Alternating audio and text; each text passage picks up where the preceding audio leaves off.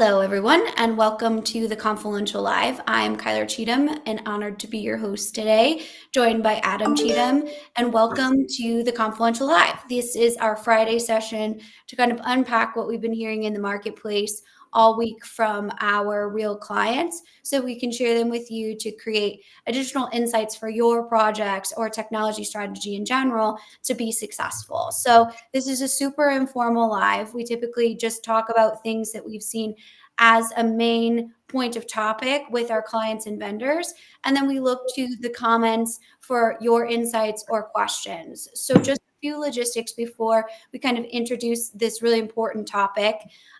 But we can see your comments wherever you're joining us from today. We are live on multiple channels, whether it's LinkedIn, Facebook, YouTube, Instagram, all the channels. So we can see those comments aggregated right here.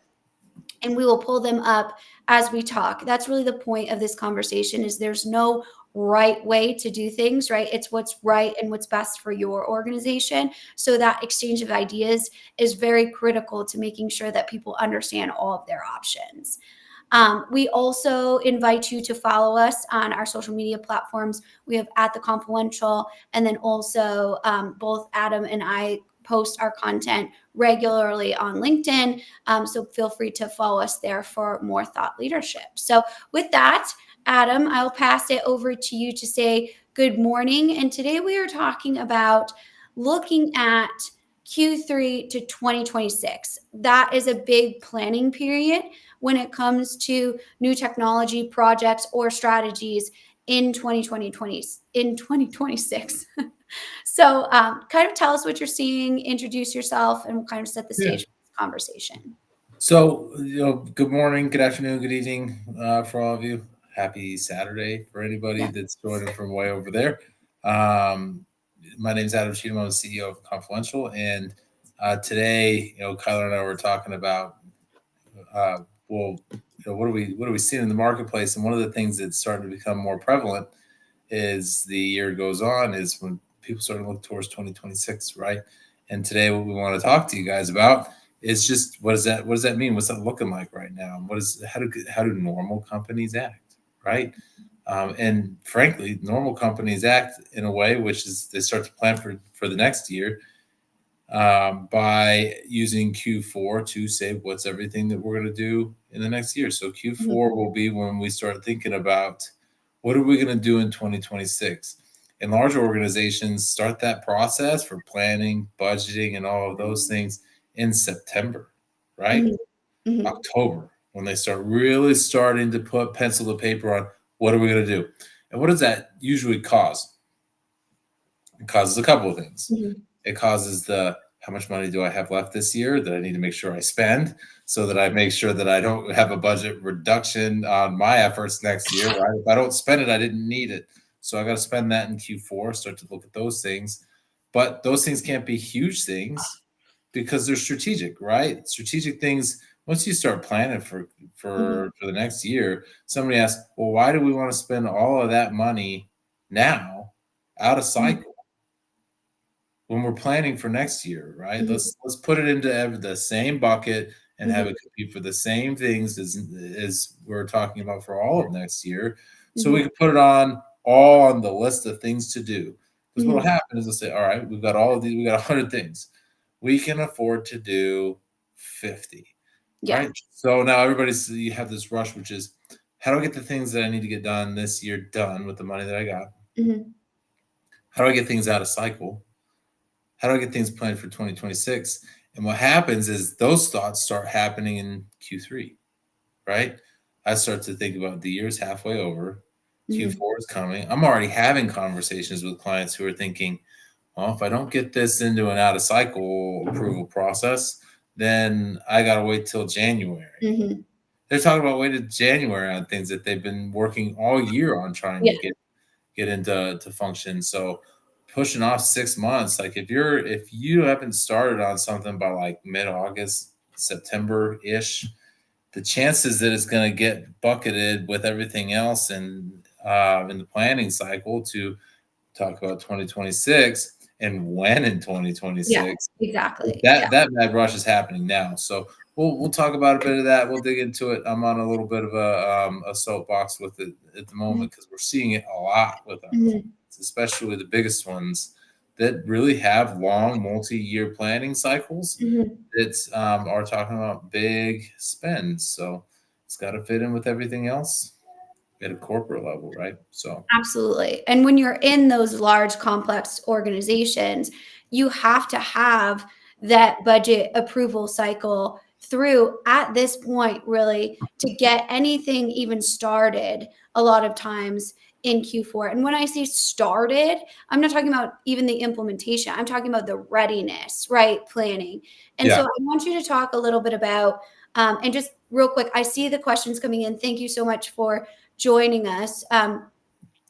As like a little icebreaker, we'll drop in the comments when you think you should start planning for your 2026 technology implementation. Is it September, October, November, where it is? So drop that in the comments and we'll get to some of these great questions. But really looking at the readiness piece, Mhm. how are you planning for that piece to be ready to go by January? Yeah, and there are some things that people know they're going to spend money on, right? Mhm. Um, People know that they're going to like generally if you're going to spend if you got your top five things that you're going to spend millions upon millions of dollars on, you generally know what those are for 2026 around now, right? Either Mhm. because you're already investing in them or because you spent a significant amount of time preparing for them. Maybe there are things that you thought you were going to start this year that kind of got pushed off because of unexpected circumstances. I have that going on with somebody right now. Mhm. And we know what some of those things are, right? Mhm. So, what stacks up against those, and how to, from a perspective of filling out not the 1 through 5, but the 6 through 10, the 20 through 50, whatever. And on the 1 through 5 that you know you're already doing, what you should be focusing on is the remaining funds that you have. Don't go buy some weird project that you think you're going to spend extra money on because you're going to squeeze blood from a turnip with just that little bit of extra money because you have it and you might as well spend it. Spend that on prep. Yeah. Spend that on readiness, right? Because what'll happen is you will become the ones that are ready to jump into 2026 and are rolling, right? That's what you should be thinking Yeah. about when you're trying to figure out what to do with the rest of your budget. It should be related to what it is you think you want to do in 2026 so that Mhm. you can be ready to do that. And I think that it's people, I'm sure that there are folks on the line that are like, it's June. I know. Well, that's Next week is July. yeah. Yeah. Well, that's the, tale as old as time, how you don't get your implementation approved is because you have that mindset thinking. And I mean, in large organizations, not a lot happens in Q4, depending on obviously your seasonality and what that looks like. But as far as budgets in Q4, we're looking into 2026 budgets. Those are when all of those things are coming through. If not all of the Q2 26 budget. So there's lots of planning that goes into that, especially if you're in a bigger, complex organization. I like this Yes. question here on LinkedIn, which is how do high performing organizations treat Q4 differently than Mhm. everyone else? That's a great question. They spend it planning, right? Like I have a series of multi-billion-dollar organizations as clients right now that are starting to think about their planning cycles for 2026 that start in Q4. They technically start in September because Mhm. it takes time to plan all that stuff. It takes time to build a whole business case around $100 million spend, Mhm. right? Whether that's a capital thing, you're going to open up the roof of your entire facility to drop in some three-digit million piece of equipment, Yeah. or a software package that's going to cost tens of millions, right? Mhm. To purchase and implement. All of those things are things that are planned for now. And they Yeah. might not happen till September next year. And they're Absolutely. planned for now because you got to have the the money set and planned and ready. That's how Q4 is different for folks who are planning effectively. They're Mhm. thinking of it that way. So what's actually happening, that mad rush that everybody thinks it's end of year spending money, Mhm. is happening now Mhm. for organizations that had that planning cycle in Q4. They're saying, what can I get done now and get started in August so that when we've already got this project started before Mhm. that planning cycle starts. Because as soon as somebody starts that planning cycle, all of these out of cycle approvals become, Exactly. why Yeah. are we in such a ruch to spend Yeah. millions of dollars? Exactly. And That's a that's hard question to answer. yeah. Yeah. And that's how you become a great program manager too, is by coming to the executive team with a plan, with all this buttoned up. So then they start to think, wow, this conversation and this project is already set up for success because someone is leading it that is going to be effective in getting all of those planning pieces done. That's how you become a high value program manager Yeah. as well. I've worked for organizations that don't start planning until don't start thinking about what they're going to do to plan 2026 in Q4 of the previous year, right? You know what happens? They get busy. The holidays take over, Yeah, right?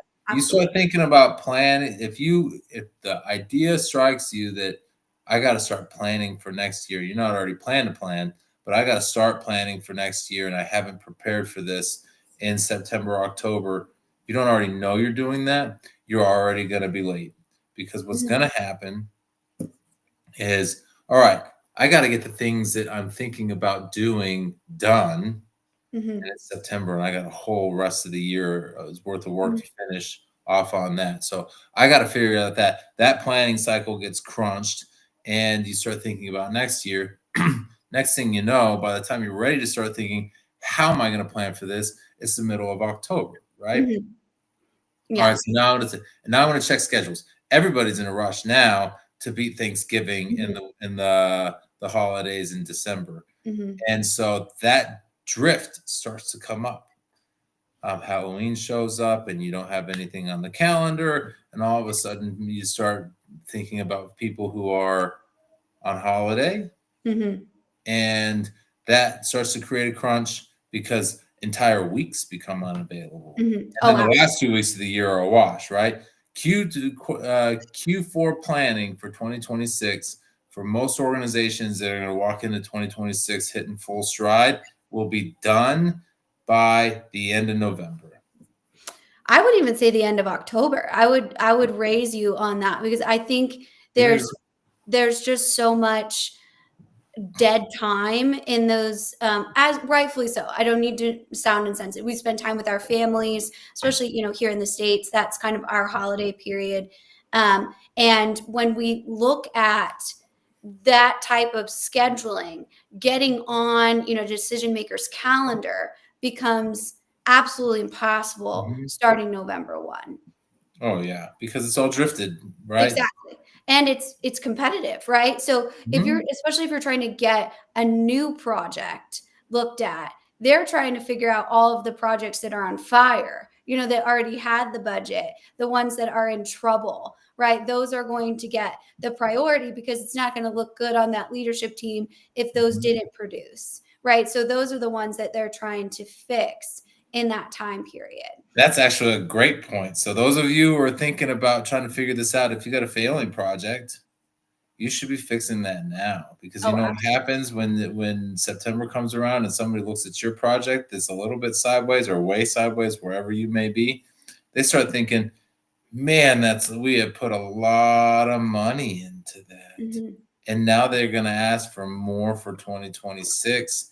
And the real question will become, should we keep doing that? And that, if you're not ready to answer that question in September, you're late, because Yeah. somebody else will beat you to it, and you'll be flat-footed. You know, so, well, we've done a lot of things, but have you gone live on anything? Yeah. No. When were you supposed to go live? December last year. Yeah, exactly. Exactly.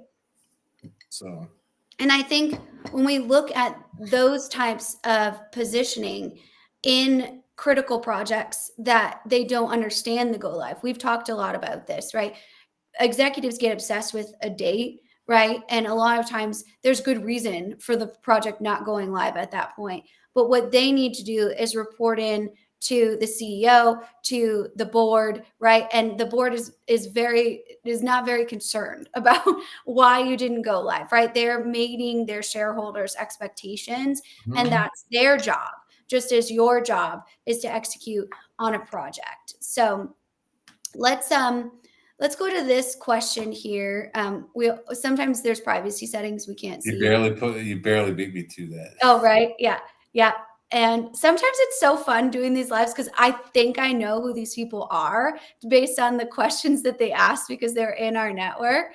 But we can't see them because of certain privacy settings. So it's kind of fun. It's like a little mystery for us to guess. But how do you push back when leadership wants to cram too much before the year end? So kind of flipping and reframing on leadership wants to do so much more to get that quota or get those different pieces in for their own KPIs before the year ends. Well, some of that you can't do anything about, right? You got to tell the CEO the thing that he wants you to sprint to the finish line on is not going to happen. Well, yeah, it depends on your footing and your tact on that, right? But overall, I think this is actually a great comment, as well as what's your strategy for anchoring 2026 planning when external variables like regulation, hiring freezes, and vendor instability are still in flux. My answer is to show the rationale and not cramming in too much. I want to make a wild prediction.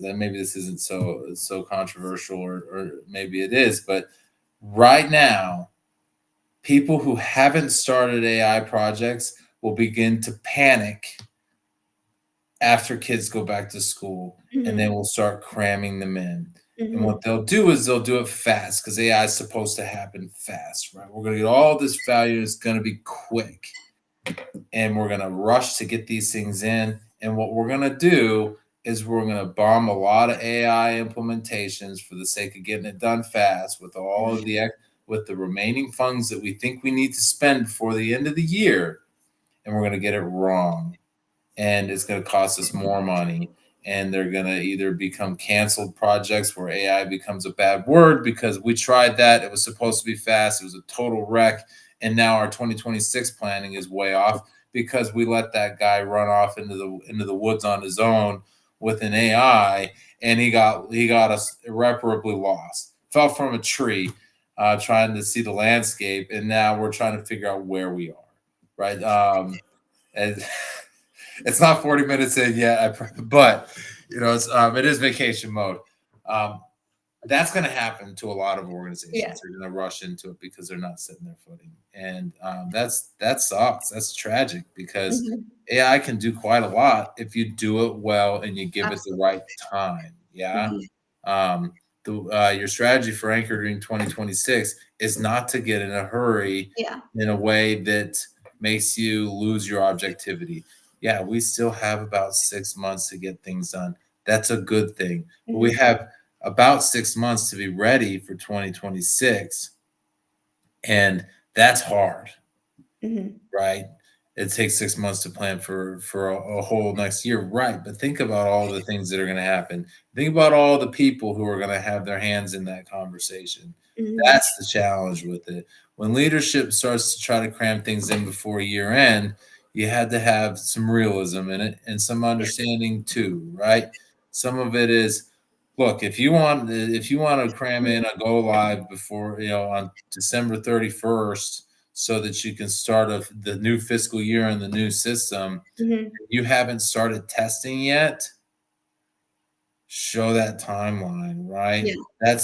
Look, if we haven't started testing on this, the Yeah. idea that we could cram this in, the amount of money it'll cost us to blow it right when we try to set our feet Mm-hmm. in January, is it worth that? Yeah. Because it's not. I promise you, it will cost you more money to go live when you're not ready than it will to spend another month or two Yeah. finishing things off the right way. Yeah. And I think that's exactly how you do it, right? You don't become defensive, you become objective, and you can't argue with data. Sure, Mr. CEO, or as I call him in my TikTok videos, Richard. Sure, Richard, we can absolutely do that, right? We can absolutely do that. This is what that will look like, right? Of cramming all of that through. These are the risks because it's my job to tell you what the risks are. You're ultimately the CEO. We can do whatever you want to do, but you have to understand the full picture. And a lot of times, just explaining that to someone who doesn't have, a day-to-day seat at the implementation table, that's going to Jedi mind trick them into being like, oh, wow, that was a terrible idea. I did not understand all of the different things that go into that, and giving those types of examples, because so many times we have this delusional executive team that can not understand what the day to day is in the organization. And that's where the IT leadership tier comes in and kind of grounds them, right? That's their job. But executives' job is to think big, is to get them to the next level. So it's not a bad thing, right? It's something that everyone needs to look around for alignment. Alignment is going to beat AI and automation every single day of the week. Oh yeah, one. I think you make such a great point on the look. Bring your facts to the table Mhm. and talk about it. Also, be ready to be told, "All right, you're right. Go and do that. Go and fix that." Mhm. Also, be ready to be told, "I appreciate your feedback, but I am going to do the exact opposite." Mhm. It's funny that you bring it up that way, and that this question came up today. I was having a conversation with somebody yesterday about how what makes a good consultant and what makes a bad consultant, and it's not 20, 30 years of experience. Mhm. Shocker idea that it's not 20, 30 years of experience that makes a good consultant. It's understanding what it is consulting is, right? And in this scenario, you are a consult for your executives, right? Mhm. That's part of your job. And it's their job to make hard decisions because that's their space to be in.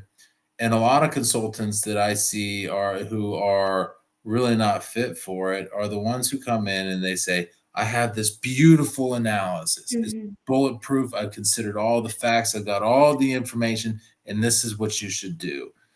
And this is how we're gonna do that, and yada yada yada. And then the executive says, thank you for that. The answer is no. Mhm. I'm going to do exactly the opposite of that. And they're shocked. Yeah. And that's a shocking thing, right? You put a lot of work into those things, but the what makes the difference at this point in a good consultant and a bad consultant is when the bad consultant says, "But I told you what to do.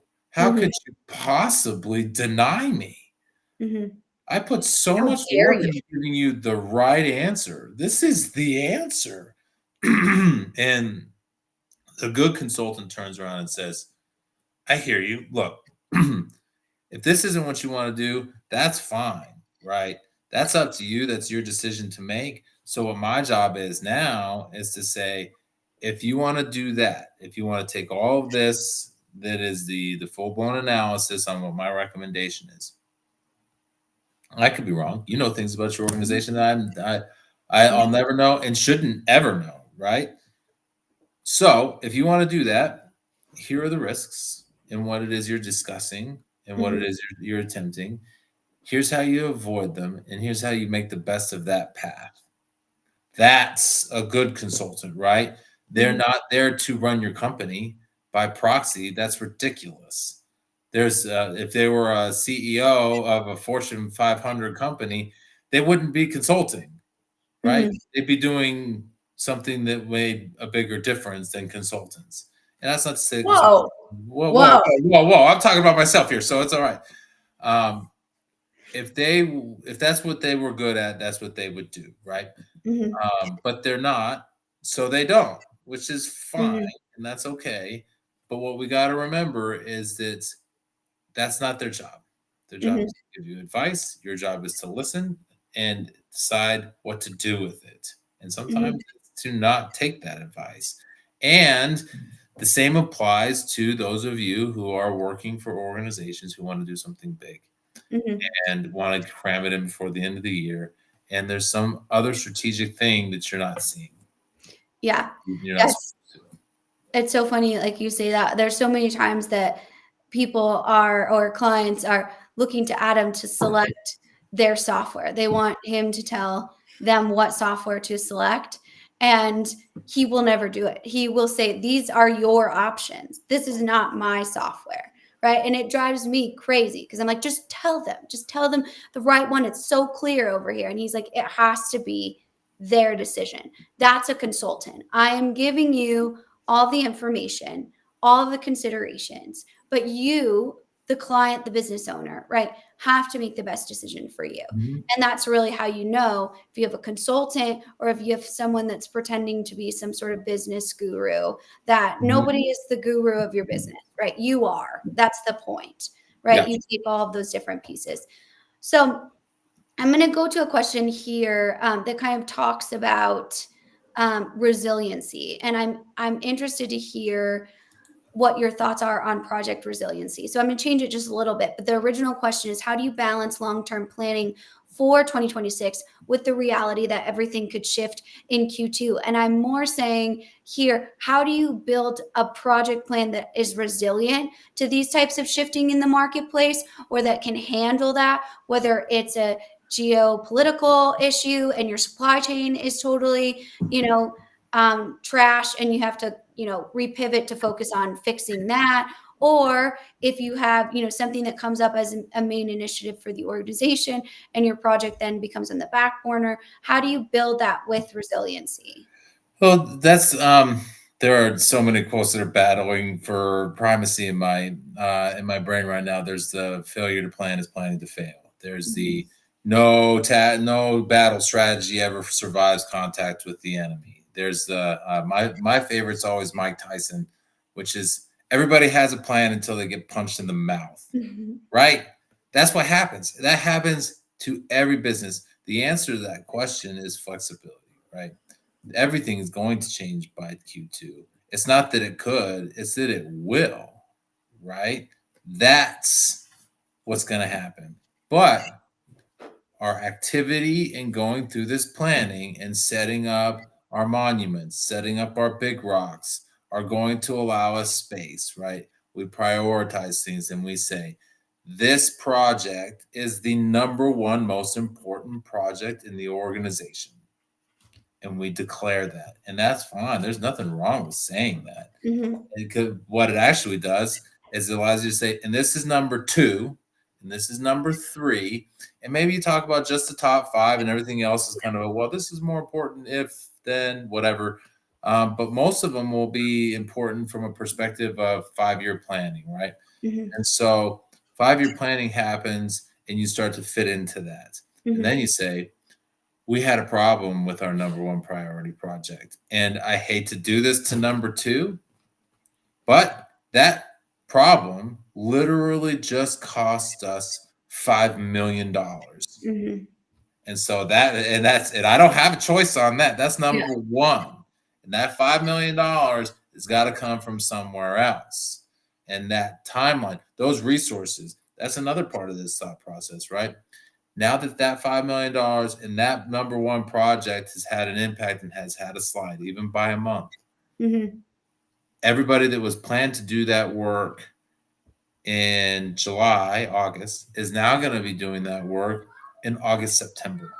Mhm. Everything slides because now that work is not done in September. And what was supposed to start in August, maybe September, because we thought we were going to be done, is Mhm. now it's October is optimistic, Mhm. right? And then somebody says, well, if it's not done, if we haven't started it by October, why are we in a hurry? And somebody said, well, we're actually maybe we shouldn't be in a hurry to Mhm. to spend that money and go charging down that path. Maybe we should spend Q4 planning for it in 2026. That Mhm. literally just happened to a client of mine. We Yeah. had that conversation literally last week. Yeah. Yeah, and that can be, a dip to motivation a lot of times. to a team. How do you handle that, Adam, when like you put all this time into the team and you're the IT director and you have to go back and say, okay, well, we have to wait or we're not on the priority list. What are your thoughts on, keeping the momentum around kind of team collaboration or just motivation up in general? I would focus more on the motivation than the momentum, right? The momentum is something that sometimes you can't keep momentum, right? Because everything comes to a screeching halt, and that's the problem. Mm-hmm. But what you do is you approach that conversation with transparency and empathy. Look, this is terrible news. I know this sucks for Yeah. a lot of people, Mm-hmm. but the one thing that we said was more important, the one thing that we said was going to be the only thing that was going to draw away resources from this, really just got kicked in the face, punched in the Mm-hmm. mouth, right? And now we got to adjust. Mm-hmm. So we're going to do that. We're going to adjust on this, and we're going to do that appropriately, and we are going to allow that to give us the advantages that now we have, right? Mm-hmm. This same organization now um, has a new advantage. Time is now a new advantage, right? Mm-hmm. There's something we can do with that. It doesn't mean that we can get started and that we have more time to really ratchet things up, but it Mm-hmm. does mean that we can go back and say, okay, there were certain things that we decided not to do as Mm-hmm. part of our overall strategic decision making. We decided to say we're not going to do this and we're not going to do that because we're moving on this. Mm-hmm. Those are good ideas, but in the grand scheme of things, timeline's more important now, right now. Mm-hmm. So we're going to keep going. At some point, you got to cross things off the list, right? Mm-hmm. Now they can go back and say, did we have anything on that list that maybe we crossed off that we can go back and revisit? And that's what we're doing. We're gonna go get more ready. That's gonna be awesome. Absolutely. Yeah. Yeah. Yeah, definitely. Everyone should record that speech and like play it to their team when that happened. Be like, I don't know what to say, but this guy, he's got it. He's done this before. So let's go into a few other questions here. Adam, if you see one you want, you just, Mhm. and I'm driving. Like that. How do you use Q4 as a testing ground to validate ideas that deserve Mhm. 2026 investment? Right. That's a great idea. In that, um, it's a look. You start to get an idea. We start to talk about planning September, Mhm. right? What are we going to do in 2026? And the big things, the number one thing, the number two thing, maybe three, number three things are clear right away, right? Mhm. Because you have a 5-year plan and there are pieces that are now we've always planned for this to be next, and this you kind of fit those in. So those are going to become the things that take up big chunks right away. And now we're going to fit the rest of them in the gaps. Then you can say, we also have, as we're talking about ERP implementations, is one of Mhm. my favorites that fits into this space. We've been putting this off forever. We know we're doing that next year. Mhm. No, we Mhm. are. So that's going to be one of our top three. We know we're going to spend money on it. So we don't need to talk about that. We need to talk about what happens after that, right? Number Yeah. 4, number 5, number 6, what down the line. Then you start saying, all right, well, we know what our top three are. As we're hashing out things and Mhm. scrumming and sparring on the rest of it and the dollars that come out of it. And the dollars should always be the biggest factor, right? We're in Mhm. business to make money. That's the deal. When you really go and you say, I know what my top three are, you can start using Q4 to be ready for those, right? Mhm. There are people who are going to be necessary to do those, and they need to be available in January. Who are they? And you think you know, Mhm. you have an idea, but you haven't put pen to paper. You haven't really decided to go down the path of saying, I know I need this person, and I know I need that person. Mhm. I know I need Jim. Everybody knows they need Jim, right? Mhm. Now all of a sudden you're talking about it and you said, I need Jim for number one and number two, but somebody over here needs him for 6, 7, 8. So how do we Mhm. figure that out, right? Can I put in Jane on number one and Mhm. get Jim for 2, 6, 7, 8s? Maybe Mhm. that's better, right? Think of it that way. Start defining roles and responsibilities. What's your core team? Who are your subject matter experts? Who's your product owner or decision maker, sponsors, those types of things, and start filling in their capacity. Mm-hmm. That's also how you avoid some of that Q2 falling apart when you realize you've overstaffed Jim, who not only is on project number 1 and number 2, you've also asked him to keep his day job, and you just got a massive order from your top priority customer who you didn't plan for, which is fine. That's a good thing. But now Jim's got to figure that out too. What's going to happen? What do you think is going to happen? What's Jim going to do when your number 1 priority puts in the biggest order they've ever put in, and he Exactly. says, I got to make a decision. I got to pick. Yeah. Yeah. Jim will And do what Jim wants to do. yeah. Well, Jim always does what Jim wants to do, but that's why we love Jim, right? Because Yeah. what he wants is typically what's best for the business. And that's why you're honestly ignorant if you ignore Jim in your implementation. And I think that piece of it, of really understanding the trickle down effect of all of these decision making pieces, gives you kind of what I call reverse empathy. When you consider what your executive team needs to think about, right? Because a lot of times it's easy to get super pissed that they didn't pick your project and then disgruntled and things like that. It's natural human emotion. When you put your time into something and someone says, it's not that valuable right now, looking at all of the different ripple effects that these decisions have on every area of the business gives you the opportunity to say, wow, that is actually a very hard decision for an executive to make. And it wasn't about me or about my time, right? It was about the fact that they have to take into consideration every area of the business and make the best choices holistically. And that's very, very difficult. Okay. Let's take a look at one of these other questions here, and then we will wrap up here in just a few minutes. So if you have questions, go ahead and drop them in the comments here. This is an interesting one that I like. What metrics matter most when evaluating which projects deserve attention? Is it ROI? Is it efficiency? Is it employee engagement? What do you think it is? So this is such a fascinating question, and I think what's important about this is that deserve Q4 attention, right? And I read that as, what do you know? What do I need to be using as my benchmarks for what I should be working on and spending my last dollars on in Q4? And unless you are in retail, you should be in, or some other winter seasonal. Mm-hmm. Yeah, holiday, Yeah, wrapping paper. right. Skiing, Yeah. Yeah. It's big. unless you're in one of those industries, Yeah. the projects that Mhm. deserve the Q4 attention are going to be the ones that prepare you the best for Q1, right? Mhm. How do I get off the blocks quick and easy? It's not flashy, it's not sexy, it's Mhm. really kind of lame and boring, and Mhm. maybe that's what I am sometimes, and I'm all right with that. But I can promise you, if you spend a bunch of money trying to do something Mhm. flashy in one quarter that wasn't prepared and planned for that, that's Mhm.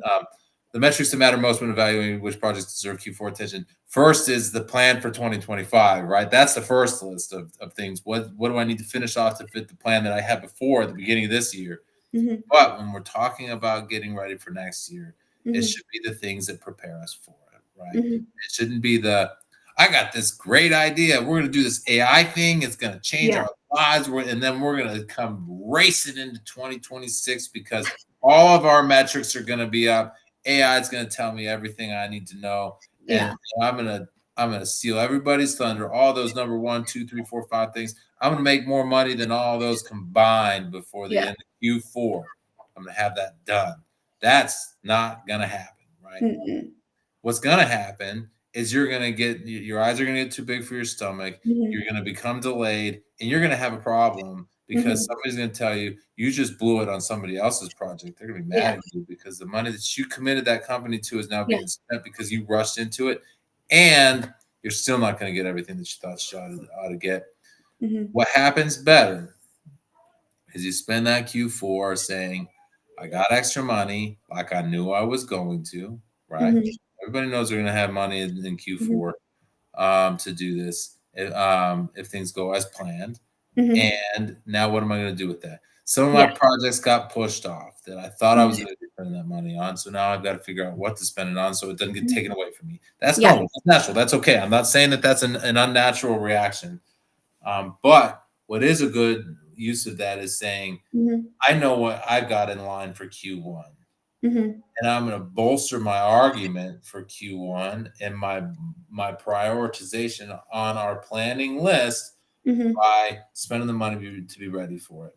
Mhm. Somebody isn't going to be ready in Q1. At the Mhm. my very worst case scenario is I'm ready in Q1 and they say, sorry, we're not starting until Q2 or whenever else. Mhm.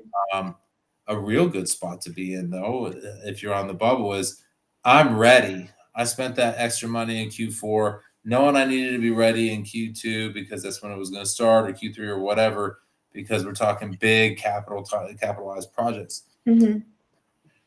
And somebody experiences a delay because um, they raced to the finish line and didn't get Mhm. there. And now all of a sudden there's an opening. What should we do instead? Yeah. Hey, dude, I'm ready to go. And they go, you're up, do Yeah. it, make it Exactly. happen. And all Yeah. of a sudden, your big project is more important because you were Yeah. ready and they weren't. Yeah, and ready is the key word right there. Like you Yeah. have the plan, you can answer all the questions. You can be called into the office and they say, "Well, we're considering this. What is your plan?" You have the timelines, you have the budget, you have your buttoned up. You're ready to go. Yep. Type of thing. So that's a great piece of advice, definitely, and definitely something you can do for your own project readiness, Yeah. right? What are you going to do when you're called up? Just And we're literally doing it for our company right now yeah, because yeah, what yeah. we want to do is we want to help you with what it is you're going to be rushing to the finish line on in Q4. And we Mhm. want to be there. We want to be in a lot of different places, right? We want to be able to say it's Q3 starting now. What do we need to get done so that we know we're ready for that planning cycle? What Mhm. business cases do we need to have in mind? What software do I need to Yeah, evaluate so I exactly. can give you the tools you need to walk into those planning sessions and Mhm. say, I want to do this. I want to kick off this AI project that is going to streamline our supply chain and allow us to be able to reduce our inventory turns because now we're optimized because we're using AI to help with our Mhm. decision making. And this is how I want to do it. Now you're ready with an argument to make in front of that organizational steering committee who's going to say, yes, that actually Mhm. makes sense. And the guy Mhm. that thought he was going to get there in first place is like, well, I got this great idea. I'm going to do this AI thing. It's going to increase our customer satisfaction. And they're going to ask how. And he's going to say, well, it's AI. And you're going to say, I'm going to show you how because it's going to increase our ability to see what Exactly. our lead times are. It's going to increase our ability to predict them when something happens. A boat gets stuck in the New canal, in the right in the Suez Canal. Exactly. A bridge gets taken out in Baltimore Baltimore, Bridge. right? Obviously, I did a supply chain bite-sized episode. Shameless plug if you haven't seen it, go check it out because I had someone that talked all about all of those crises and how to plan through those. But I'm gonna absolutely. I'm gonna fix our problems before they happen because Mhm. we're gonna be able to see the impacts to our lead times. We're gonna be able to talk about our supplier quality predictably. And when we ask our suppliers, the supplier A, to shorten their lead time, I'm going to be able to tell you what that's going to do to their quality of Mhm. raw materials Mhm. and be able to predict that. And then I'm going to be able to tell you this is the impact that's going to have on our ability to turn over inventory. And that Mhm. guy who thought he was going to increase customer satisfaction is like, well, I wasn't ready for that, and all of a sudden you're at the front of the line because you thought it out and you Yeah. had the foresight to see that you needed to have a good argument ready, right? Yeah. And then they say, all right, well then we're gonna plug that in. We're gonna run that planning cycle. And we're gonna get you Mhm. in 2026. And maybe they tell you your Q2, maybe they tell you your Q1, maybe they tell you your whenever. But then you get to say, all right, Cool. So I know I'm going to spend the rest of my money for this year, preparing to spend that money next year. And I know I told you it's going to be this much to that much. I'll have a better number for you to plan on by the end of the year. And they'll be like, where did that guy come from? And how do we get more of him? Yeah, exactly. Or her. That's Where did that gal come from? And how yeah, do we get and more of her? yeah, you want to talk about AI is going to take my job. They're not going to take that job, right? So that's the point, of that human operator, right? That strategic approach of you thought through all of this and Yep. you have the answers to those questions that are going to actually produce Yep. measurable outcomes that hit the bottom line, which is money of every organization. Yep. That's what they're going to ultimately care about if you're a for-profit business, right? So Even nonprofit businesses care about money, right? It's a finite resource. Everybody in the organization competes for it one way or another. If you don't think you're competing for money in your organization, think again. Everybody does it. It's normal. It's a part of the structuring of things, and that's all right. The public absolutely. sector organizations do it. Nonprofits do it. NGOs do it. For-profit companies do it. Private companies do it. Public companies do it. Everybody does it one way or another. It boils down to that. And Mhm. what's going to end up happening is they're going to ask you, so how do we automate that customer satisfaction guy? How do we automate his way? How do we do what he says he Mhm. wants to do? And you say, that's a great idea. I can figure that out for you. I'll have a good answer. Um, as a matter of fact, I'll pull it into my stuff for Mhm. Q4 and automate that guy's job. He's not thinking about it. You can. Yeah, absolutely. I mean, that's one way to look at it for sure. It's competition, right? That's what we're talking about. When you Well, start thinking about the idea that 2026 planning is happening now, mhm, that thought process is starting next week, July mhm, 1st. People are going to start seeing Q3 on things. absolutely. And Yeah. when people think Q3, they think September. Yeah, they start That's freaking a little bit. that's Yeah, going to happen exactly. now. The competition is starting. Mhm. You ready for it? Well, speaking of competition, this is an interesting question for you, that we can kind of, wrap up with. What mindset shifts help functional leaders work towards shared outcomes instead of just defending their silos? I see what you did here. You put me in a corner on by take that guy's I'm just job and give curious. it to the I'm AI. just curious, Yeah, genuinely. what mind shift set helps functional areas. Conversation, right? What we're doing is we're talking about let's put it all out on the table, right? I started thinking about the idea that we're going to impact our supply chain in our raw materials, right? Why is that a positive thing? Why do I care about my lead times in raw materials and my inventory turns? Because that impacts production. That Mhm, impacts throughput, which impacts our ability to deliver to our customers, which mhm, impacts our customer satisfaction. You know what I mhm, just did? I pulled in supply chain planning, mhm, procurement, purchasing, production planning, warehouse management, sales, customer satisfaction, probably shipping. I just wrapped all of those in.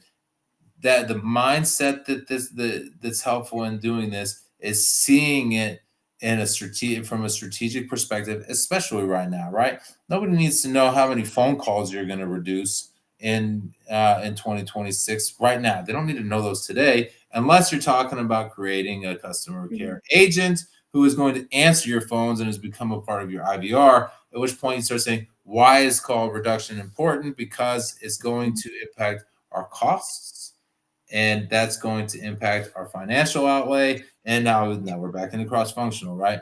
mhm, Thinking about it from a perspective of seeing the upstream downstream impacts, especially as you're planning in this way, is how you do that and create that from being a defensive silo. All those silos are going to get defended in December when the decisions are made and you mhm. were ready and dudette gal wasn't and said, why didn't I get that money? Because you didn't plan for it. You Yeah. were poorly prepared in saying you wanted it. You thought that you said all you had to say is, well, it aligns with our mission statement and our values. It's one of our CEO's priorities. So I'll just say that. And you didn't get ready for it. You thought Yeah. about it in your little silo and you didn't get it approved, because the Mhm. strategic planning is by nature cross-functional. Yeah, absolutely. That's well said. 10 out of 10, no notes on that one. I think I mean, honestly, that's a perfect way to put it because if it's a war when you go in to defend your project. And if you're not ready to kind of battle that out or answer those hard questions without a bunch of fluff and BS, then you're absolutely not going to come up on top. It's just that how it works in that type of audience. So practicing that with your leadership, with your team, especially if you're more of a junior consultant or a younger program manager or a less experienced program manager, have someone that goes in there. Adam and I, well, mostly me, I do that all the time. If I have to go and defend some project with a client, Adam's going to pepper me with questions about like, why are we doing this, what are we doing, so I can actually practice having those outcomes even with 20 years experience. That's something that's incredibly helpful to me. So with Well, that, sorry, go we ahead. talk about, I want to jump in here. I didn't realize I was going to get so stoked about this conversation today. So, at the end of the day, at some point, your organization is going to say, "I think I have this amount of money for next year." Mhm. That's what and they're going to say, "That is my finite resource. I can spend this much. I'm going to make this much. I'm going to keep this much. I'm going to spend this much." Right? And you'll go through I've got to be able to manufacture this. I know how much I want to be able to produce and how much I think I'm going to sell. So that's my cost over there. I got extra on this that I'm going to spend. And that becomes a finite resource. That finite resource that we're going to take that much money and work on projects is what everybody's going to start competing for. And being in line early, being in line early may not mean that you end up at the front of the line at the end of the day, Yeah. but it certainly is going to keep you in the conversation more regularly, so Mhm. that you get the approval that you're looking for first. Absolutely. And that's the point, right? It's just being prepared and being ready. That's not only going to make you climb up that ladder to the front of the line, but it's going to make your project successful, right? And ultimately, that's what's going to matter, right? Is were you able to produce results in that type of capacity? So, definitely a really important conversation. If people have questions about where they're at, Adam, and they want to ask you, how can they get in touch? Shoot me an email. Send me a message on LinkedIn, something like that. Adam at theconfidential.com. LinkedIn / Adam Cheatham. Follow the confidential. And you can find me there. Follow me on YouTube. Well, I'm not on YouTube yet, but I'll have it one of these days. Follow me on LinkedIn and those types of things, because I've been happy to talk about these days. Obviously, I get overexcited about it because I think it's important, and I think it's something that people should be thinking about now. Because if you're not, somebody else is. I'm thinking about it because I Yeah, want to help. yeah, I want to help you think about it and be ready, so that homeboy over there who just wants to do something that sounds fun and flashy yeah. can get smoked by you. There you go. There you go. We all have a good plan until we get punched in the mouth. You do the punching in the mouth. So, absolutely. That's a Well, little aggressive, but yeah, right. Oh, okay. I'm the aggressive one, Mister. yeah, yeah. Sure. Okay. If you think about it, though, Mike Tyson's been punched in the mouth more times than anybody else in this world, and Yeah, that's and it shows. Yeah, absolutely. So, in okay. the ring and outside the ring. Right, like, that guy's been through a lot, and he's reinvented he's taken every plan and he's run it out, and he's done something different after that. Yeah. You know, Yeah, he definitely has, especially in the last couple of years, definitely come a long way. But anyway, this is not about Mike Tyson. This is about your technology project. So you've got questions. This is the way to kind of make sure that you're prepared for those types of things is by joining conversations like this. Like we don't have all the answers for you, but we help you get them. And so does the community here. So being able to say, hey, this is where I'm at with my project. Let me just check in, is something that is incredibly valuable to just getting that outside perspective, especially from people that have done it before. So thank you, Adam, for all of your passion and fire this morning. And thank you to the audience for all of these great questions. We go live typically every Friday morning. We will take some breaks here with the 4th of July holiday coming up in the States. But I think we'll still find some time to jump on here. So just make sure you're following us for more information on when we'll be live and when we will be having our sister podcast, which is Bite Size. We're talking quantum mechanics on Bite Size next week. So be sure to follow at Bite Size. And we will see you next week. If we don't see you before the 4th of July here in the States, we hope you have a happy and safe holiday week with your families. We appreciate you being here today. Thank you, Adam. Thank you to the audience, and we'll see you next time.